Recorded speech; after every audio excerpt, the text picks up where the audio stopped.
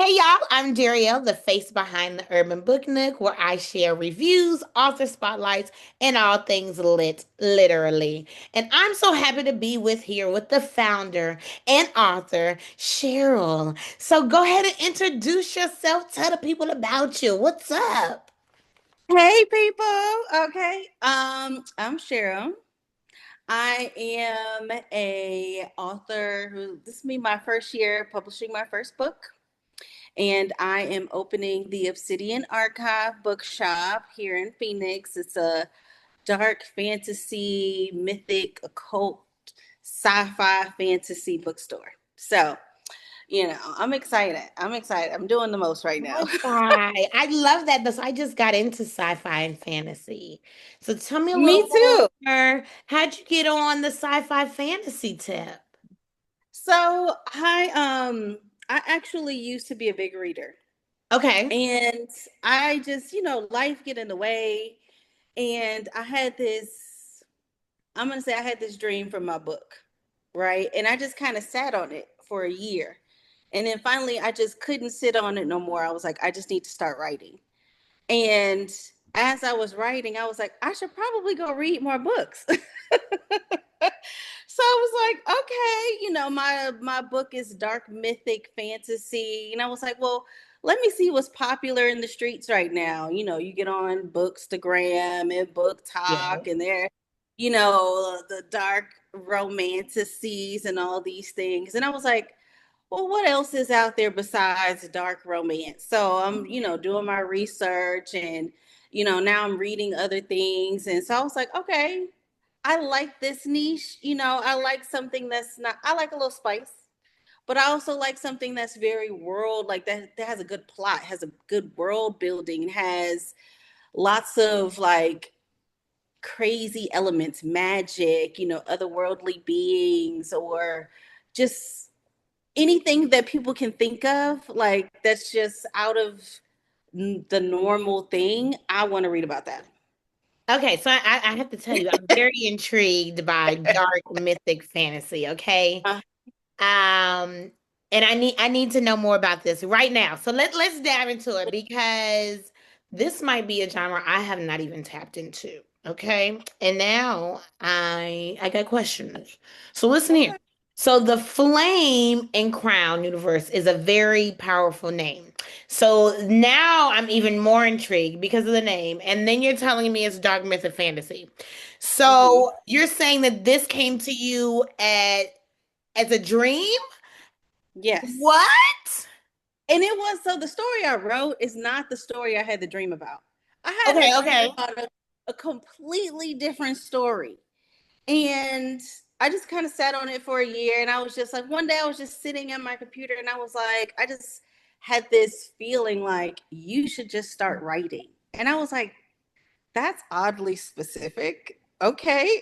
Don't tell me what So to I was like, do. that's oddly specific. And so I was like, okay, well, let me flesh out some ideas. So I had this dream. I've always been obsessed with like other realms. So Hmm. stories about heaven, angels, demons, hell, like, anything just weird and like, so that's really what mythic fantasy is. It's stories Okay. about gods. It's a gods, it's otherworldly beings, it's demigods, it's mine is more infernal magic. So my Yeah. story takes place in hell. So that's where the flame and crown comes from. Because my universe centers around Lucifer. Lucifer is the center of my mythic universe. So the story I wrote is about him. Okay, so give us a little more. Give us a little more, because even Okay. though he's an angel, so we'll. So what about him? Because I'm kind of like you. I'm intrigued on what do these spaces look like, and if people lived in these spaces, how do they operate? But Yeah. what are we diving to on Lucifer? Are we giving him a backstory? Because I'm intrigued. He's got the backstory. So I started writing a story about a woman, this Okay. girl, a girl in hell, right? And her rise and how she had these entrepreneurial endeavors and she became famous. That was the first story I wrote. And something about it just didn't hit for me. And I was like, something about this is not right. And I Yeah. just, this feeling I got was like, there's in her story was a scene with her and Lucifer. And I was like, I should write about Lucifer. And Are then they I was getting like, nasty? Are they getting nasty? What not, scene? I mean, not in that scene. Not in Okay. that scene. They weren't getting nasty. But I was like, I should write about Lucifer. And then I was like, how many people write about the king of hell? How many people write about demons? What would I even write about? And then I was like, what if we wrote a story going back to the beginning, from the fall, the story of creation, what it looks like when he leaves heaven and he goes to hell and he builds his own dominion, like court politics, Right. like falling in love, falling out of love, like but being betrayed by the people he trusts the most. Like, what does the king of hell really want? And at the end, what he really wants is to be loved. And so that's what my story is about. You've intrigued me. You see me, I'm over here taken back. Okay. So I hear that the story is centering around like power, maybe some legacy. We're already saying the setting is internal flames. So Mhm. what do those themes represent for you or within the book on a deeper level? For me, it's about sovereignty. It's about Mm, going after, because the whole premise of why he even left heaven was free will, like mm-hmm. fighting for free will, right? So it's like sovereignty is chasing your dreams essentially. It's what if you have the option to do whatever you want, what are you going to do? And it's, for me, it's just a reminder of like, you literally can do whatever you want in this world, and you see people doing it every day. Yep. And it was like even getting on Bookstagram, Book Talk, writing a book, it's like there are people out here with less talent but more audacity doing the same thing. Yep. And it just was like, if they can do it, so can you. And that Yep. was just, for me, that's what the story is like. Sovereignty, it's really stepping into your power, it's becoming your most powerful like self. Mm-hmm. See, I'm Mhm. intrigued. Okay. So when we're building a world like this, Uh-huh. what comes at you first? It was the characters, the mythology, the message, the setting. Like, where did we start the base of building this world? We start, so I am Luciferian, right? Okay. So that is like my religious background, my spiritual practice, if you will. So I started with the basics of Lucifer and Elohim's relationship. And what is that? That is like the foundation of the story, essentially. Look at your face. Girl, I am intrigued. I'm over here like, keep going. Keep going. So Wait, okay. that's the basis. That's where I started. Like, if, because the myth is Lucifer was Elohim's best angel and there was a divide and he left. But really, if he was just his creation, he could have destroyed him instead of letting him leave. Why would he not destroy him? Because they're equals. So they're brothers, and they had a family, they had some family drama and they split.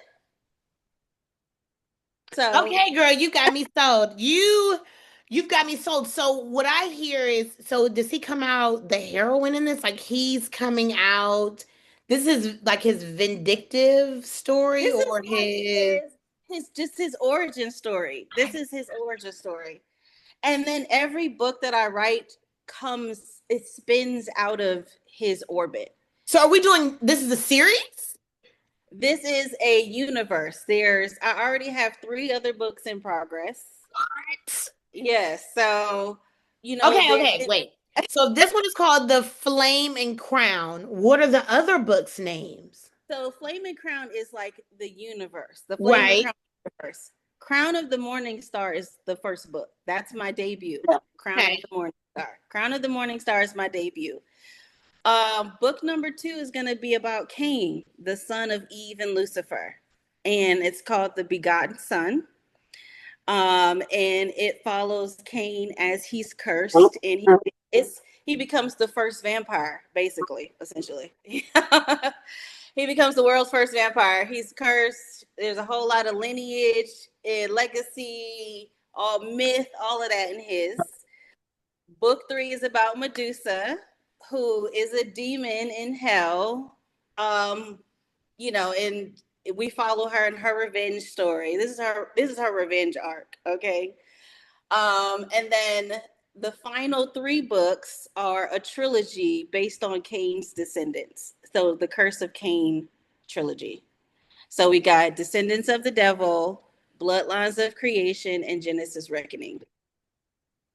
It's a whole thing. Okay, over here. Yeah. Okay.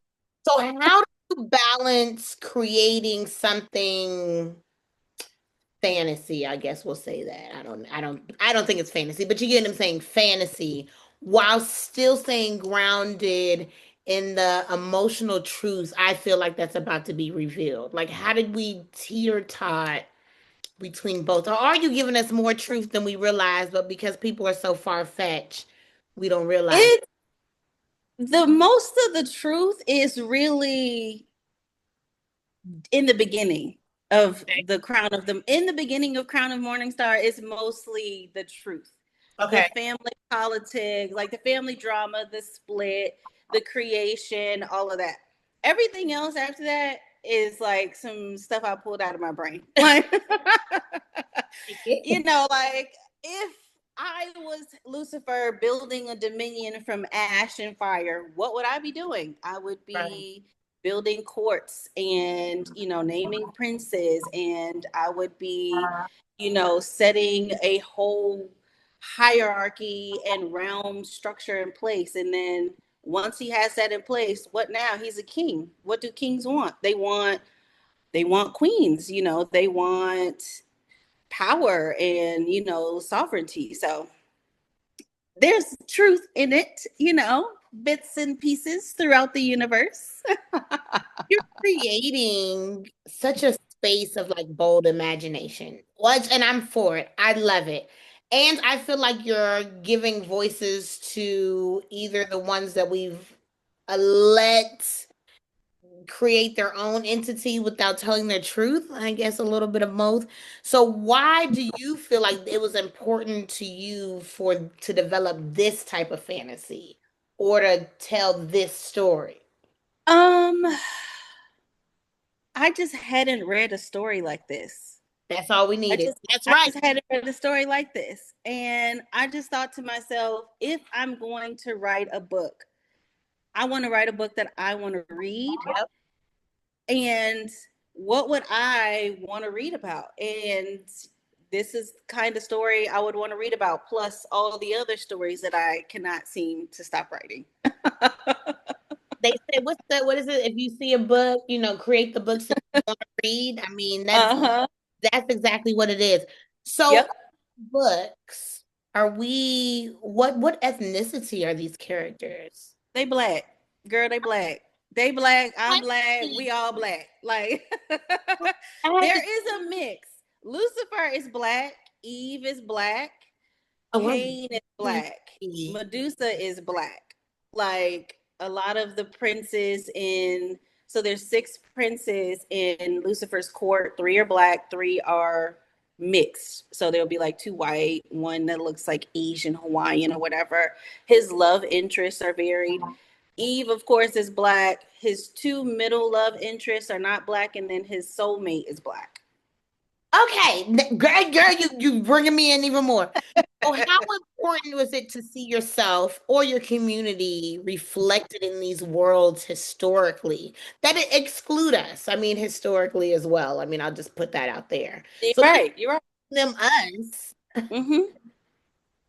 Tell me. Like, what does that I, mean? Important. I think it's very important. I feel like when people read stories, like you can pick up how many books can you pick up in the store and the supernaturals are white? How many shows on TV and the supernaturals are white? And it's like, maybe there's a sprinkle of color in the upper courts or whatever. Give me some black supernaturals. Like give me some black witches and black sorceresses. Give me some black kings. Like now, Lucifer is black, but Elohim, his brother, is white. And it's kind of like the balance of light and dark. So we got a white brother, a black brother, and that's kind of like The yin and yang. I'll their take it though. the yin and yang. You know what I'm saying? So it's like, but everybody else, these people black, like they black, and they are described as uh brown, milk chocolate, almond. They are described as black, like black characters. Okay, we gotta. So hold on. Before we leave, right? Well, not before we leave. Before I go into my next question, where can we find this book? Do you have how can I purchase the series? Well, I got to finish formatting this book, and then I Okay. got to get our book cover, and then it will be distributed. I'm probably going to do like worldwide distribution through Draft through digital. So paperbacks and ebooks, yes. Are any of them in production or just one?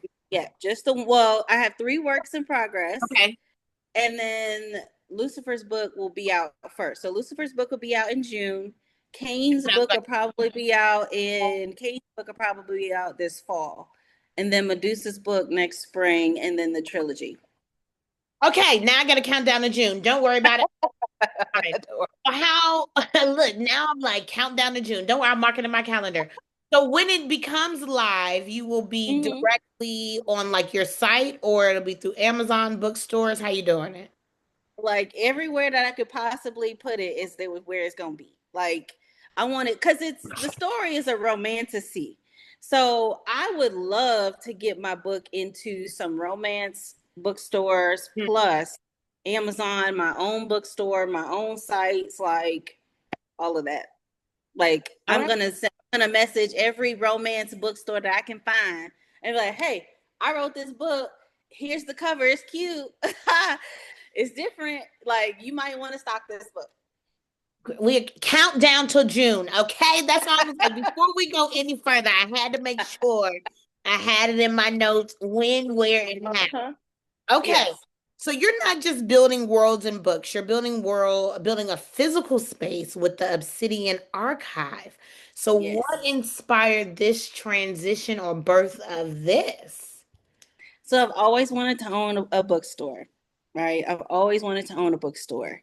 And again, on the internet, and you see these people with less talent and more audacity. And every time I looked around, there was a new posting about a romance bookstore. Oh, this city's getting a romance bookstore. This, and I'm like, where on earth would I see the books that I want to read? And then I was like, well, I could open a bookstore. I could do that. I could do that. And I was like, could I open a bookstore? And I was like, oh no. And I saw this girl on Instagram who wrote this book, and she was talking about how all she had was audacity, and she just kept like asking the universe for more and more and more, and then maybe she wouldn't get everything, but she would get a lot of the things that she asked Yeah. for, because she was very like just kept asking, like, I want this, I want to do this, I want to meet this person, I want to go here, I want my book to do this out, like, and things just kept happening, and I was like, Having the the world is audacity. like the world is a mess right now. Maybe I should just bring some more whimsy into my life and open a bookstore. And that Yeah. was that. So this is a brick and mortar location. It will be, yes. When is this open, girl? Let me write this down too, girl. When does this open? So the goal is to get it open in September. Okay. Yeah, the online site launches in April. There we go. You don't be Yeah, trying to take away my questions that I'm gonna ask. Okay. I'm sorry. In April. No, look, as I write my notes in April. Okay. Let me know. Uh-huh. Okay. Uh-huh. We're working on that now. So, but I absolutely want a brick and mortar. It will be a bookstore with a cafe. So we'll do like coffee, tea. I'm partnering with small indie businesses. I'm looking for a black-owned tea and coffee company, which I Mm, found one or two, and I want to do a beer and wine service. So, you know, we could do Wine Down Wednesday once a month. It'll be themed with the book of the month, all the things. Yes, girl. girl, I need to come. Okay, okay.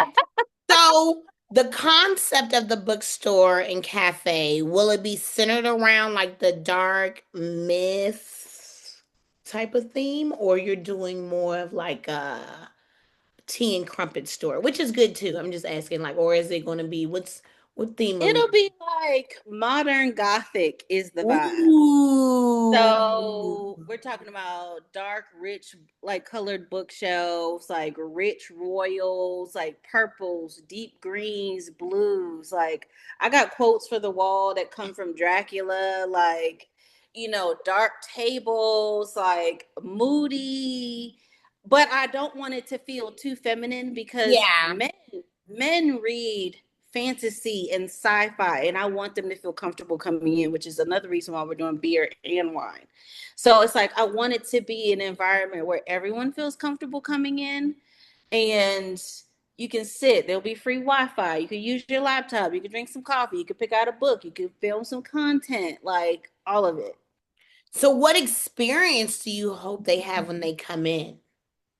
Like with that, then I hope they come in and feel like they want to come back, that they want to tell their friends, that they want to come check out the author signing next month, that they want to sign up for the blind date with the book, that they want to come back for Wind Down Wednesday. They want to follow us on social media. They want to tell their friends. They want to just visit on the weekends when the new book is pre-ordering. They want to come get it from me. You know what I'm saying? I want them to feel yeah, like they want to come spot. visit my Yeah. spot. We love a good spot like that. So how do you Mhm. see the Obsidian Archive serving the community beyond just being a bookstore? I want to do book drives. I want to do book drives. I want to host events that benefit my community in various ways. I live in Arizona, there's a big Spanish community. I'm like, maybe I can host ESL classes. I would love to get Spanish books in my store. I would love to, open up literacy programs for maybe people with special needs, and like, so my son is special needs, and one of the things in the autism community is teaching your kids to read. And I'm like, I would love to do programs that That's help amazing. the parents with teaching their kids to read.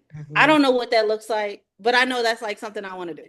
But look, half the issue is saying it out loud. It'll come Yeah, together I'm for like, you. I have no idea what that looks like, but I want to do book drives, and I want to do a book rental service, so people who can't necessarily buy books, they can rent books and still get, you Excellent. know, they can still take part in the store even if they can't necessarily afford it. So Mhm. I want to do so much, everything. I want to do everything. You wear many, many hats. So, what is your writing process looking like as we develop our storefront? I write in every free moment that I can find. Mm. Like I wrote 6,000 words over the weekend after not writing for like a week. I don't know. Like I write. When I was writing Lucifer's book, though, I Mhm. wrote every free moment that I could find at work, at home. Like I stayed home. We were home for 2 months because I was writing. I just had to write. You had to get it out. I had to get it out. And then when I got to like the last 10 chapters, my brain was finally like, You we did can slow well. down. We can slow down now. And then, I finished it. Now I'm just like What's next? writing in spurts. So, do you ever find it hard to step out of such an intense and layered universe once you're in it? Like No, switch back. Okay, so you could switch it off. Ooh, I'm good at compartmentalizing. Like I'll put something in a box real fast. I'm like you.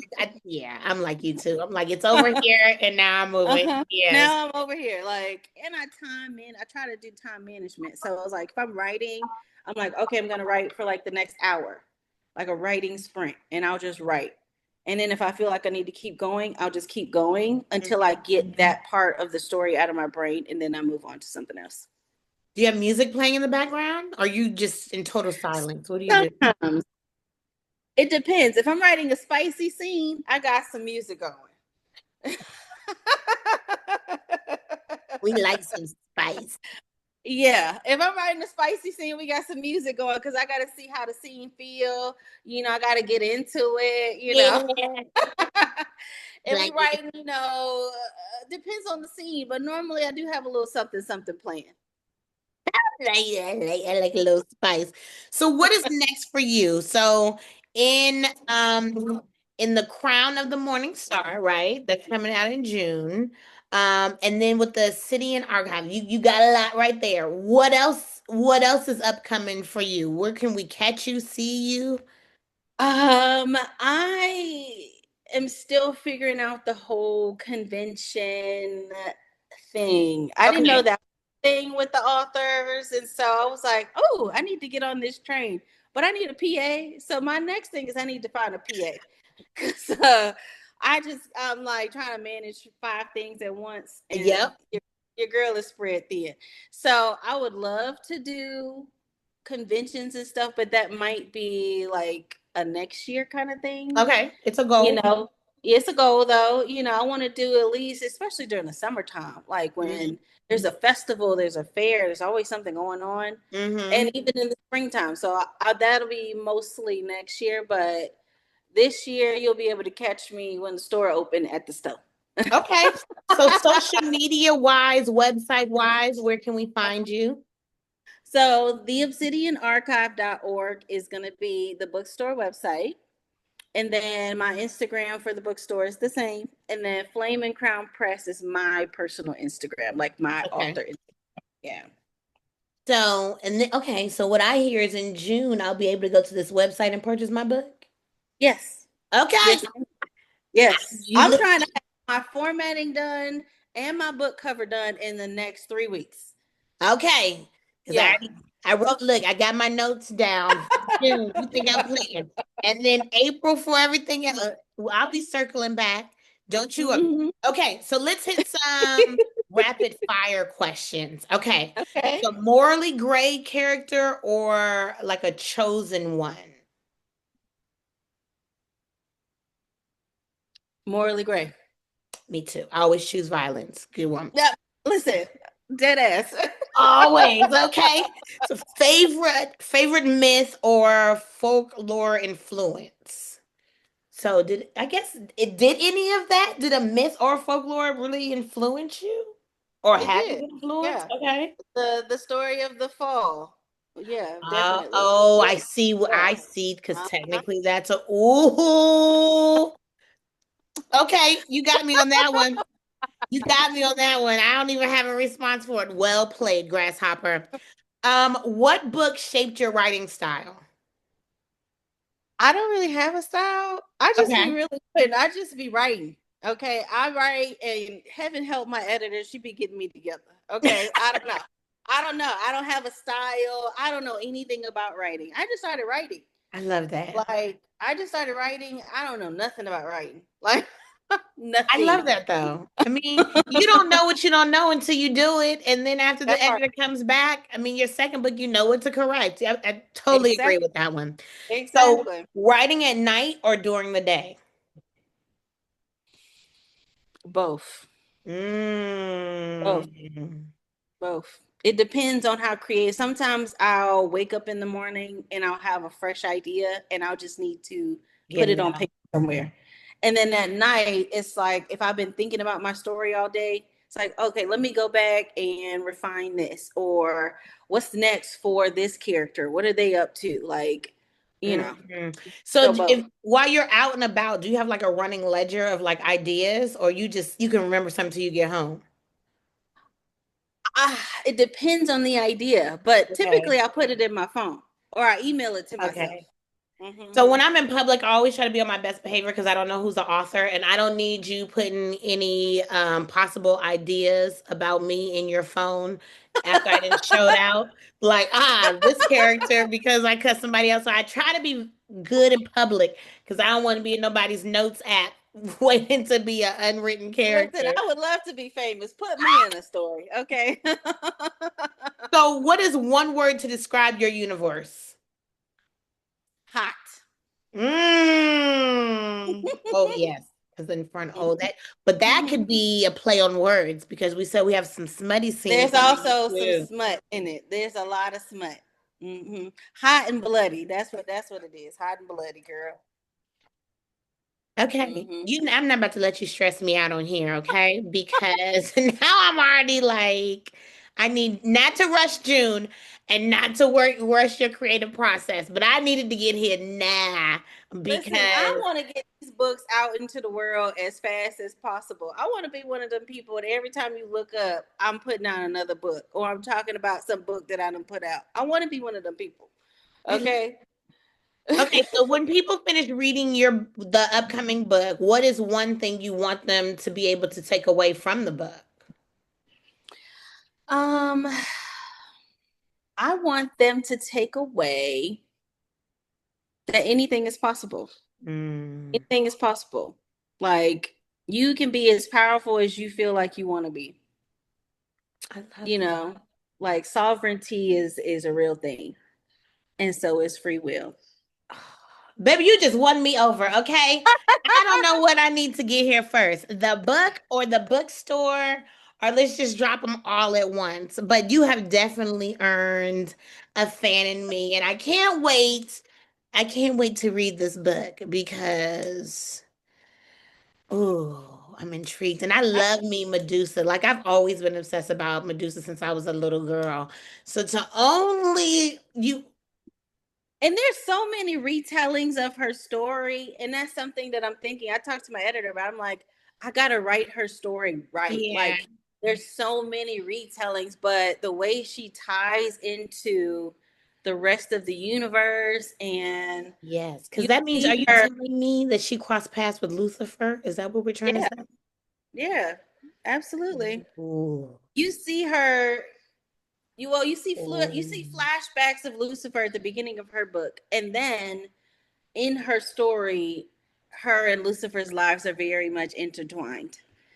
And she's intertwined with the lives of Cain's descendants in the trilogy. Like it's a whole when I say my universe is everyone is very interconnected. Every character I write is interconnected. Like I'm shooketh right now. All right. We need June to hurry up and get here. Because you have me shook. But I thank you so much for taking your time to talk to me. You're such a very busy person. So it's okay. that means in June or April, I don't know what touch point, we need to do like an Instagram live so we can catch up on where we are with the bookstore, where we are with the book. So we need an update. So we'll have Okay. to circle back around in June or April. May, I don't know if Okay. May is easier for you because of everything all at one time, but I definitely would like to do an Instagram live Yeah. so we can talk Yeah. to the people about Lucifer, okay? I'm here for it. And we can make sure I'm the here right people for it. get this book in their hands. That's Listen, I'm exactly what excited. I we can't. want. Yes, Thank you, absolutely. thank you, thank you. Thank I you. appreciate you. We will definitely be in touch, all right? Thank you, Bo. Have a good All day. right.